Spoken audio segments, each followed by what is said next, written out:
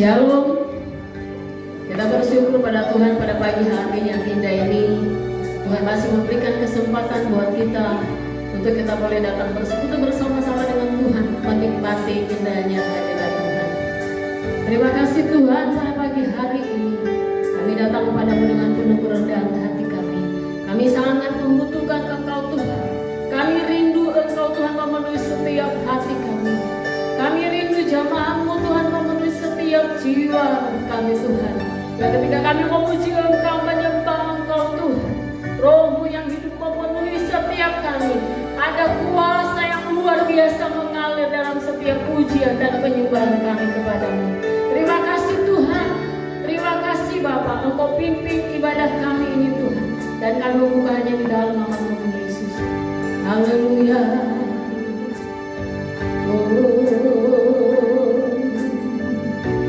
Bagaikan tanah kering kami datang di hadapan-Mu Tuhan. Demikian hati kami yang tandus, yang haus akan Engkau Tuhan. Bagaikan tanah kering yang merindukan air, demikianlah jiwaku haus akan Engkau.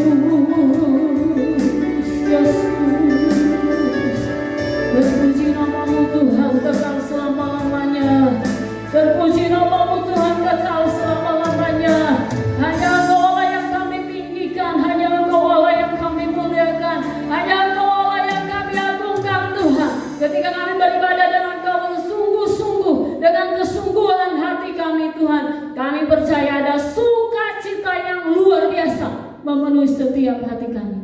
Terima kasih Tuhan, terima kasih Bapa. Hanya di dalam nama Tuhan Yesus kami membuka ibadah kami pada pagi hari ini. Haleluya. Sama-sama katakan amin.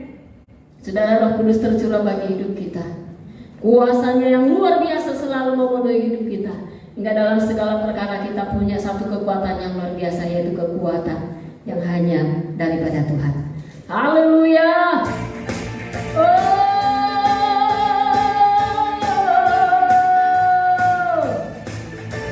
Yesus.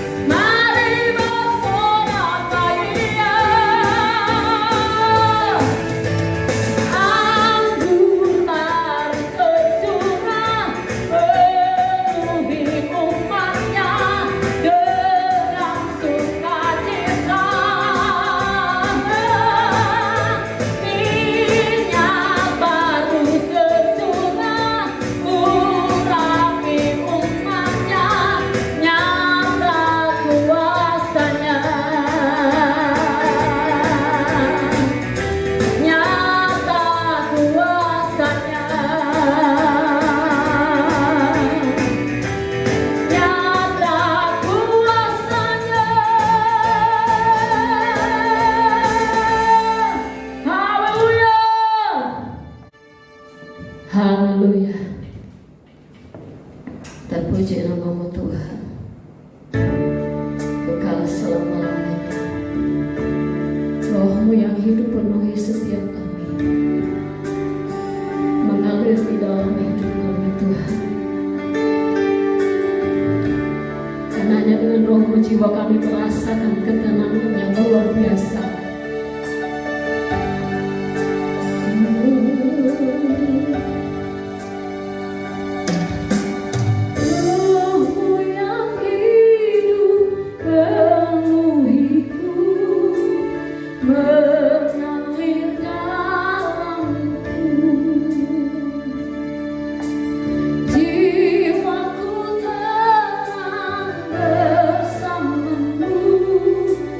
Dalam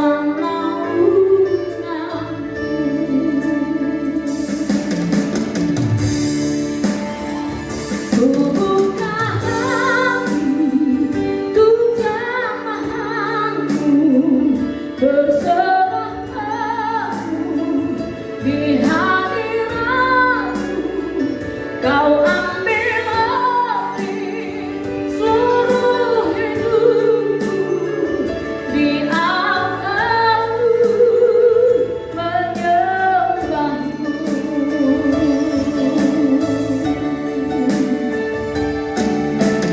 Rohmu yang hidup pulihkanku, Engkaulah damaiku. Ku hidup oleh anugerah-Mu yang menyertaiku, yang menyertaiku.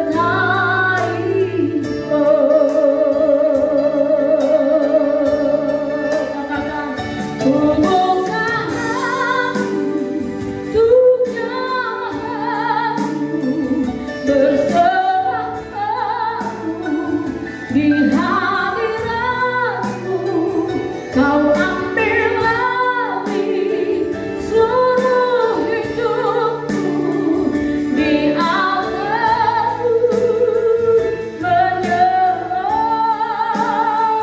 Ku buka hati untuk jamaah-Mu, berserah di hadirat-Mu.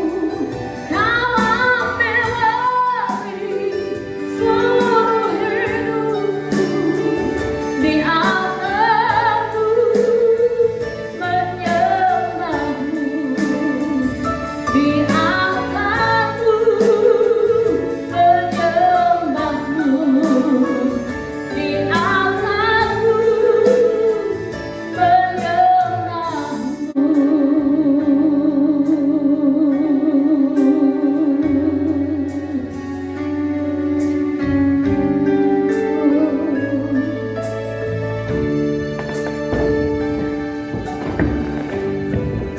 Haleluya. Puji Tuhan, saudara yang kasih dalam kasih Kristus. Kita sudah memuliakan nama Tuhan. Saatnya kita akan dengar kebenaran-kebenaran firman Tuhan. Saudara-saudara, selamat pagi. Ada sukacita semuanya? Puji nama Tuhan. Ya, biar kita tetap bergirang, bersukacita di dalam keadaan apapun juga, karena Tuhan inginkan supaya kita bersukacita di dalam Dia. Kalau kita bersukacita di dalam Dia, apa saja yang saudara pohonkan, Tuhan kabulkan. Itu kata firman Tuhan. Ya, dalam Mazmur 37 ayat 4, bersukacitalah karena Tuhan. Ya, supaya apa yang kamu minta kepada Dia, kamu doakan, Dia kabulkan. Jadi tetap bersukacita dalam keadaan situasi saat-saat sekarang ini juga. Tuhan inginkan kita tetap bersukacita. Tetapi saudara-saudara, saya akan mengajak kepada saudara-saudara untuk mengetahui rahasia-rahasia keberhasilan daripada jemaat-jemaat yang ada di Kisah Rasul. Ya, saya tertarik sekali. Saya mempelajari bagaimana orang bisa berhasil. Kami juga ingin berhasil. Kita juga semua ingin berhasil. Saudara-saudara, dalam menghadapi situasi bagaimanapun juga, apa rahasianya? Kita akan mengetahui, ingin tahu rahasianya atau kuncinya apa. Ya, di dalam Kisah Rasul, orang itu kok bisa berhasil? 3.000 tambah. Di dalam pasal 5 tambah lagi 5.000. Terus menerus bertambah-tambah. Apa sampai rahasianya? Nah, kita harus tahu. Kita mau belajar, ya saudara-saudara. Kita baca, saudara, saya bacakan satu pembacaan di dalam Alkitab.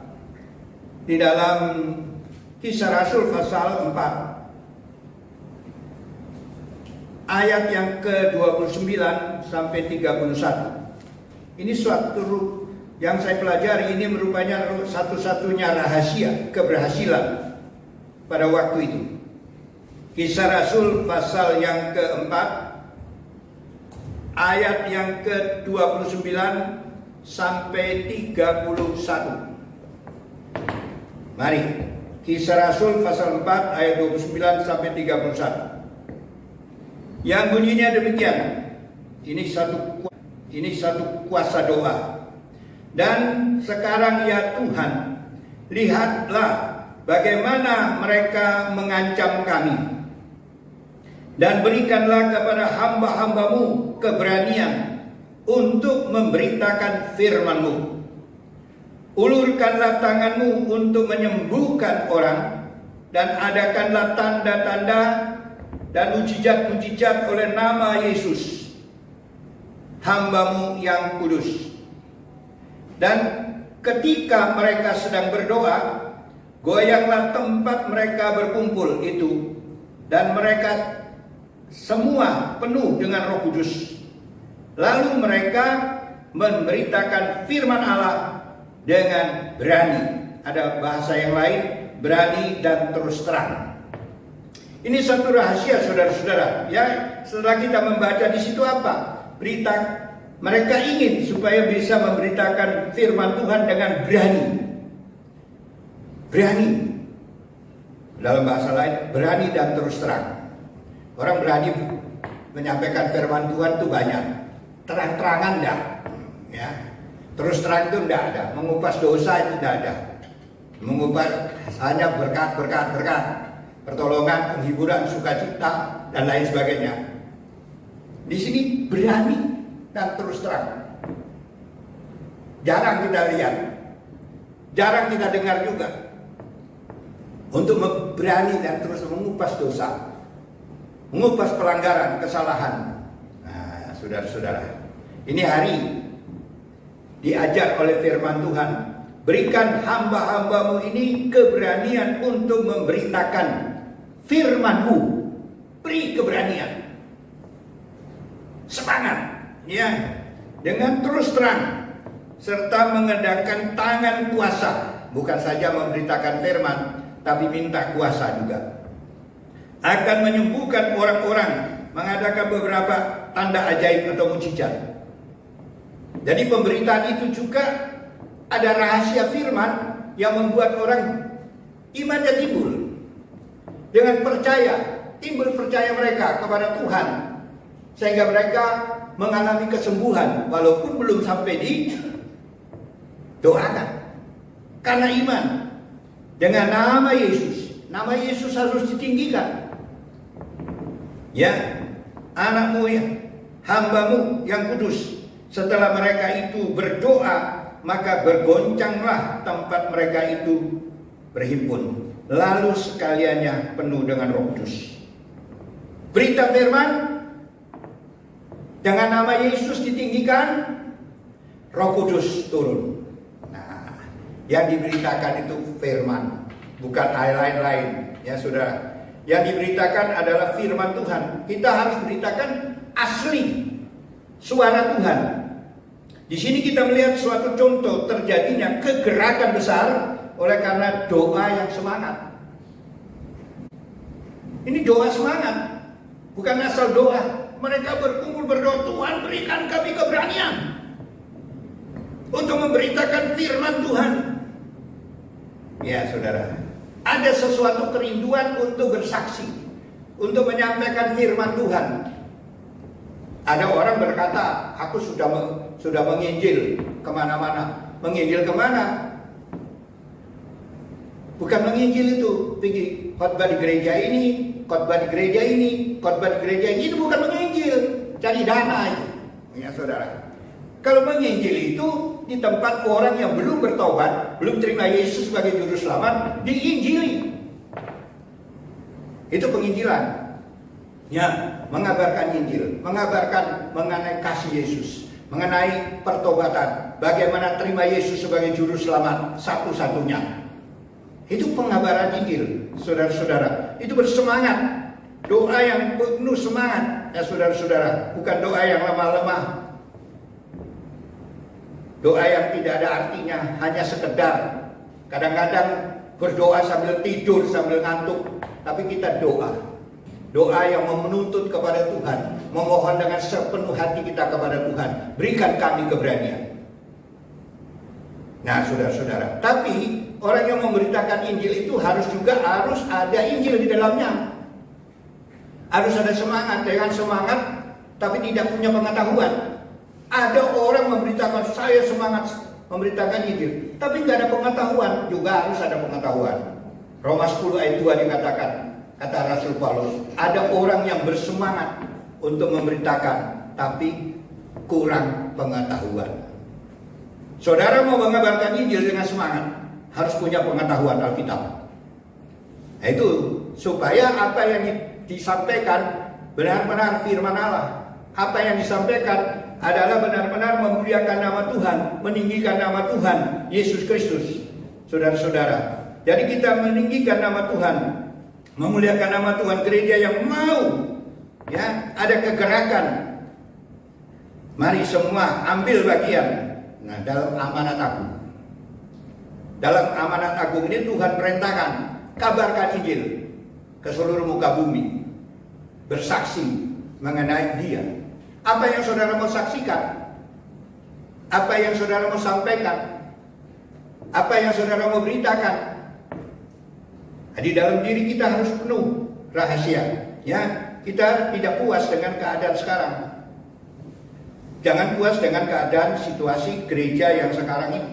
Ya, saudara-saudara, gereja-gereja sekarang ini banyak, saudara, hanya memamerkan saja keadaan gedungnya, kehebatan kekayaannya, kehebatan bajunya. Dan saudara-saudara, ini tidak, tapi mestinya memberitakan bagaimana Yesus itu sebagai juru selamat. Kalau kita bandingkan dengan apa yang dengan pemberitaan Petrus, Filipus, Paulus, tidak ada apa-apanya kita. Ya, saudara-saudara, kita harus sadar yang kita beritakan itu apa.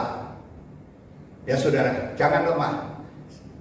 Sudah tiba saatnya kita harus bangkit, semangat kembali.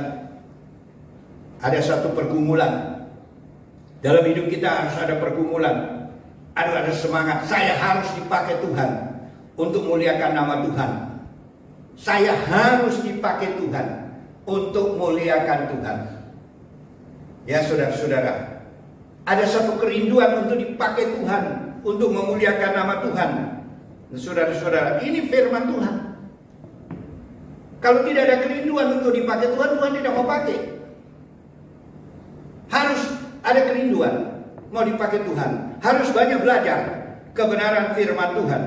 Nah, saudara-saudara, jadi kita tahu di dalam Kisah Rasul itu ada manusia-manusia, selalu mereka itu merendahkan diri. Dalam Kisah Rasul itu saya pelajari, murid-murid itu, rasul-rasul rendah hati semua. Tidak ada yang menonjolkan diri. Tidak ada yang gila hormat, gila kedudukan, gila pujian, atau mau disanjung-sanjung tinggi. Tidak merasa mereka itu hebat. Semua hebat. Coba saudara pelajari mengenai murid-murid atau rasul-rasul. Semua rendah hati. Ya, tidak ada yang rasa aku lebih tinggi, aku lebih hebat. Tidak ada. Aku yang terkemuka, nggak ada. Semuanya hanya Yesus yang dipermuliakan. Hanya Yesus yang ditinggal. Itulah sebabnya kemajuan terjadi. Karena Yesus yang dimuliakan, bukan akunya. Bukan kedudukannya, bukan posisinya. Saudara-saudara, ya saudara, supaya hari ini juga Tuhan inginkan supaya seperti Rasul Paulus. Rasul Paulus juga dulunya hebat, dipuja-puji, diagung-agungkan karena kehebatan ilmu filsafatnya dan lain-lainnya. Tapi setelah dia terima Yesus, dia anggap itu semua sampah. Nah, coba kita bacalah di dalam Filipi pasal 3 ayat 4 sampai 8. Di situ dikatakan bagaimana Paulus setelah terima Yesus di dalam hidupnya, dia anggap semuanya tidak ada artinya, kedudukan posisi. Sebab itu dia hanya meninggikan nama Tuhan. Di dalam Filipi pasal 3 ayat 4 sampai 8. Di situ dikatakan, sekalipun aku juga ada alasan untuk menaruhkan percaya pada hal-hal lahiriah, jika ada orang lain menyangka dapat menaruh percaya pada hal-hal lahiriah. Aku lebih lagi disunat pada hari ke-8 dari bangsa Israel, dari suku Bang Benyamin, orang Ibrani asli. Tentang pendirian terhadap hukum Taurat, akulah orang Farisi. Tentang kegiatan aku penganiaya jemaat, tentang kebenaran dalam menaati hukum Taurat, aku tidak bercacat. Tetapi apa yang dahulu merupakan keuntungan bagiku, sekarang kuanggap rugi karena Kristus. Malahan segala sesuatu kuanggap rugi karena pengenalan akan Kristus Yesus Tuhanku, lebih mulia daripada semuanya. Oleh karena Dia itu aku telah melepaskan semuanya itu dan menganggap sampah, supaya aku memperoleh Kristus. Untuk mendapatkan Kristus dianggap sampah. Semua kedudukan, posisi, pujian, penghormatan, semuanya, ya, dia anggap rugi. Dulu aku suka dipuji, dulu aku diagungkan, dulu aku dihormati. Wah, hebat. Rasul Paulus katakan itu semua. Soal dia ahli Taurat, dia orang ahli filsafat, dia pandai luar biasa. Itu dulu dipuja-puji. Tetapi terima Yesus, di semua ditinggalkannya. Hanya Yesus diagungkan, Yesus ditinggikan, Yesus dimuliakan. Itulah saudara-saudara. Jadi orang harus rendah hati. Kalau mau dipakai Tuhan luar biasa, biar kita lebih rendah hati lagi untuk memuliakan nama Tuhan. Sebab itu di Alkitab mengatakan dalam Kisah Rasul, ya, menjadi orang-orang yang di dalam Kisah Rasul, orang-orang yang luar biasa. Ya, Allah pakai dengan luar biasa. Sebab mereka tidak ada penonjolan ini. Kalau sekarang kan hebat, saudara. Saudara, semua penonjolan diri. Kalau sudah rasa sudah dipakai Tuhan luar biasa, waduh, jalannya sudah berubah, keadaannya sudah berubah. Dulu masih muda, ya, pengkhotbah biasa. Setelah dipakai Tuhan, waduh, gayanya luar biasa. Ini saudara-saudara, belum apa-apa. Rasul Paulus itu sudah hebat, luar rasul yang hebat, rendah hati. Kalau saudara dan saya mau dipakai Tuhan, makin hari makin rendah hati.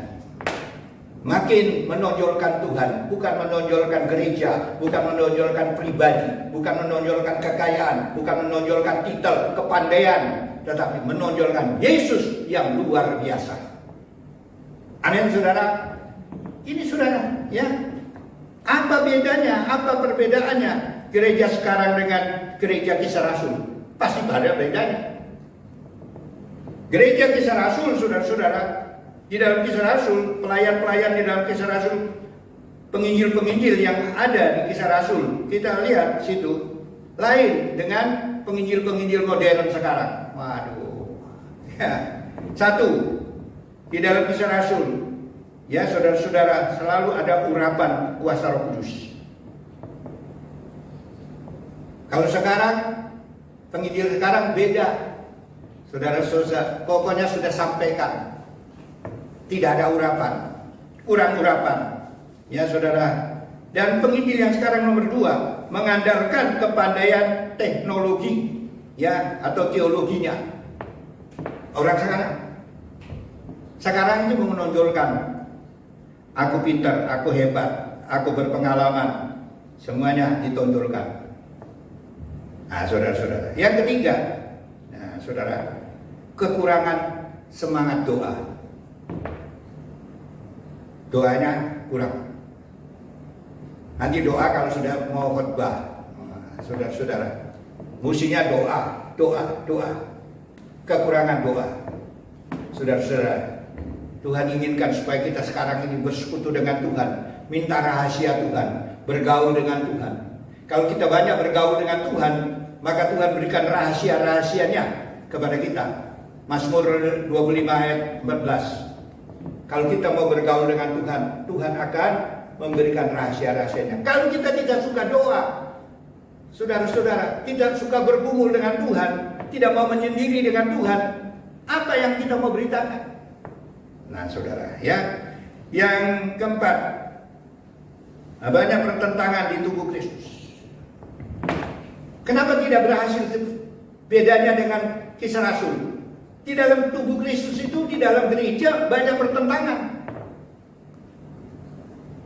Banyak yang merasa dia yang lebih pintar, lebih hebat, lebih menonjol.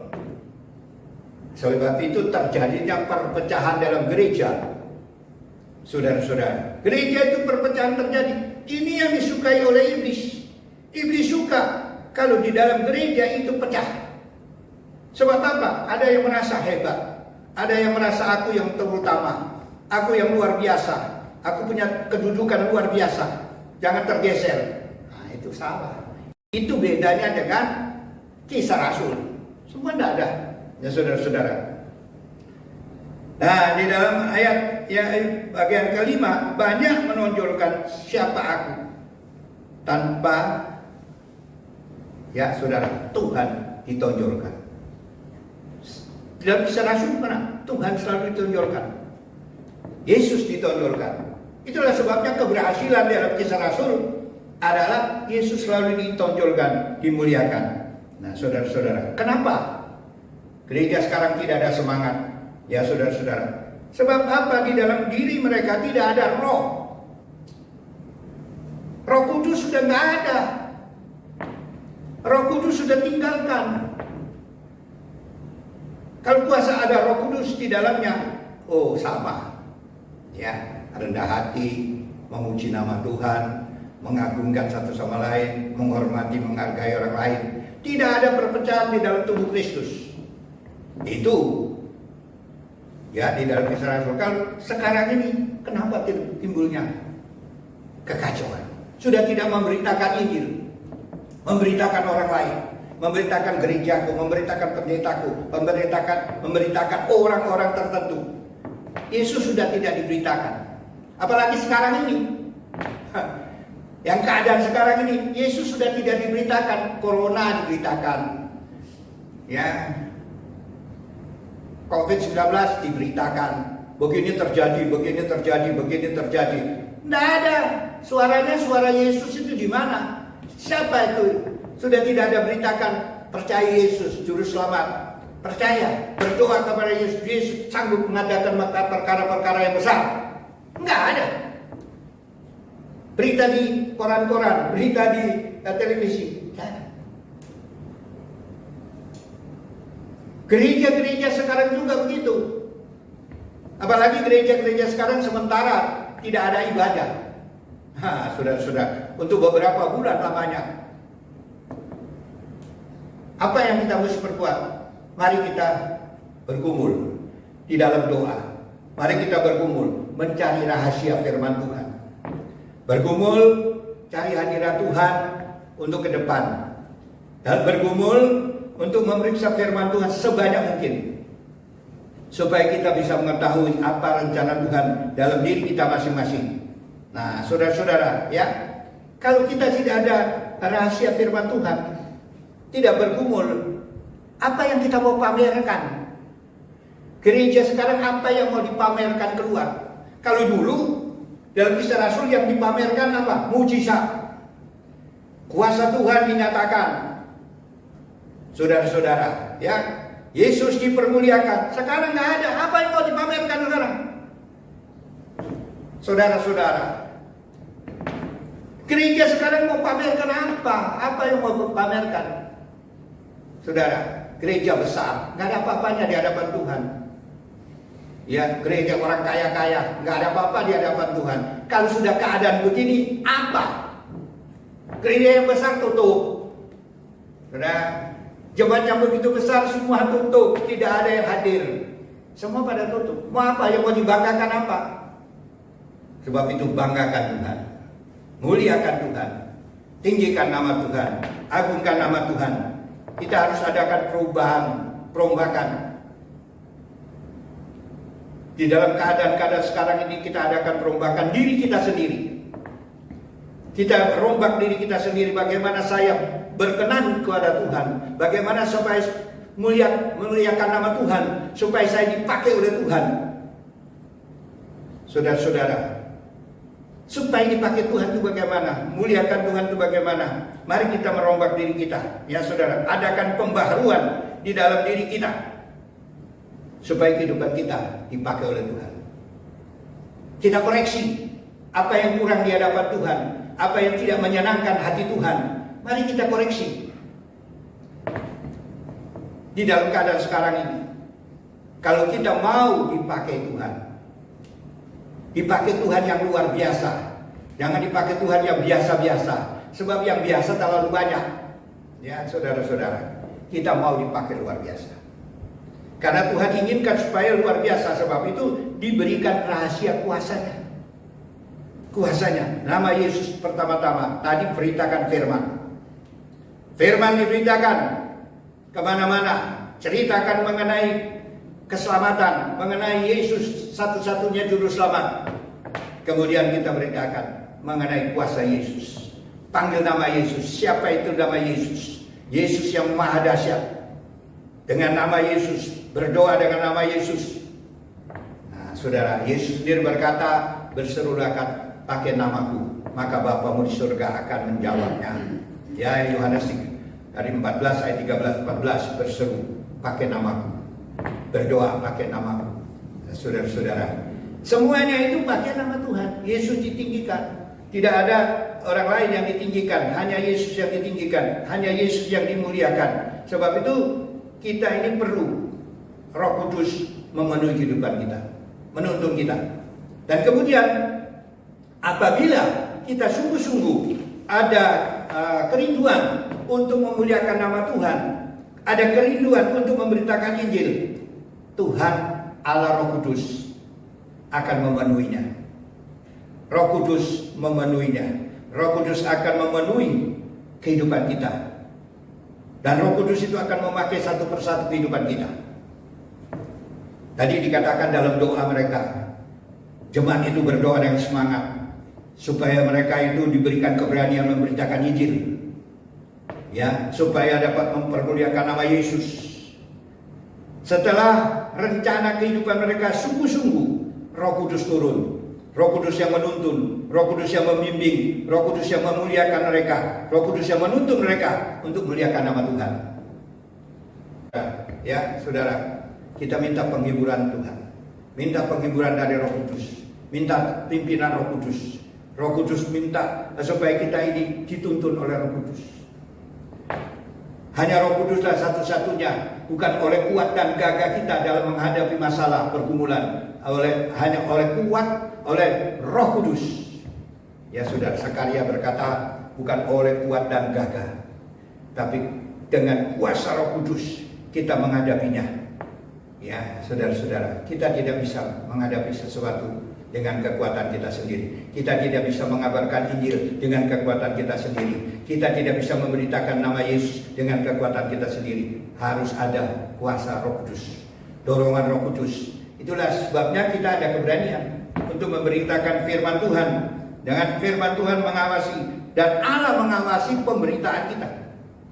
Alkitab mengatakan, ya, Allah mengawasi.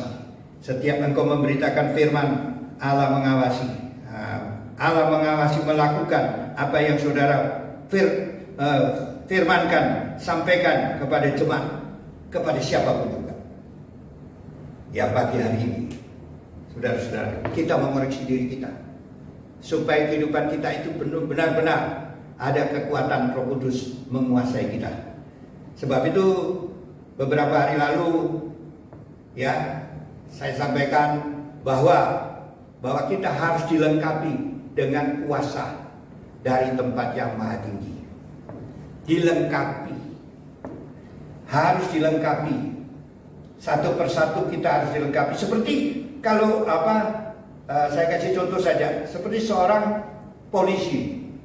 Kalau situ ada penjahat, kalau situ ada perampok, kalau polisinya tidak lengkap, dipermainkan oleh perampok.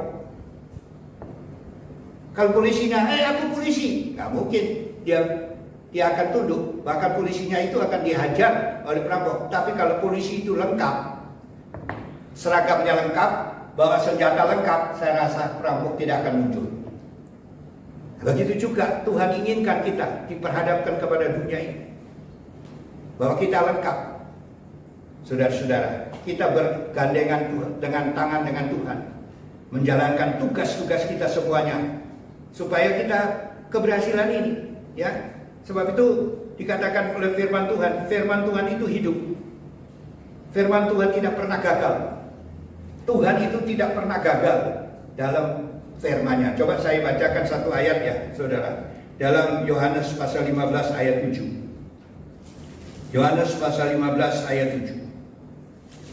Saudara, 15 Yohanes pasal 15 ayat yang ke-7 yang bunyinya demikian. Jikalau kamu tinggal di dalam aku dan firman-Ku tinggal di dalam kamu, mintalah apa saja yang kamu kehendaki dan aku akan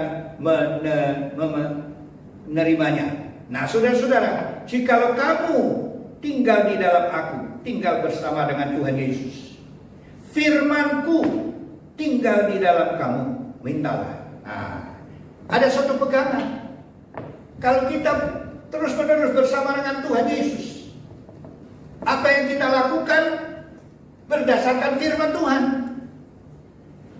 maka apa yang terjadi? Begitu kita sampaikan firman Tuhan sesuai dengan firman Tuhan, maka apa yang terjadi?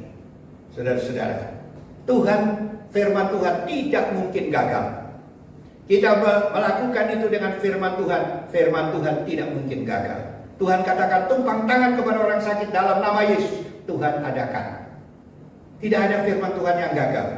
Ayat yang terakhir di dalam Ayub pasal 42 ayat 2 dikatakan, tidak ada rencana Tuhan yang gagal. Semua rencana Tuhan, apa yang Dia lakukan, Dia rencanakan pasti terjadi. Sebab itu di dalam kehidupan kita semuanya, mari pada pagi hari ini, ya saudara, hidupan kita buka hati kita. Kita mau mengubah hidup kita untuk menjadi alat Tuhan yang luar biasa, yang dipakai Tuhan dengan luar biasa, dipimpin oleh kuasa Roh Kudus.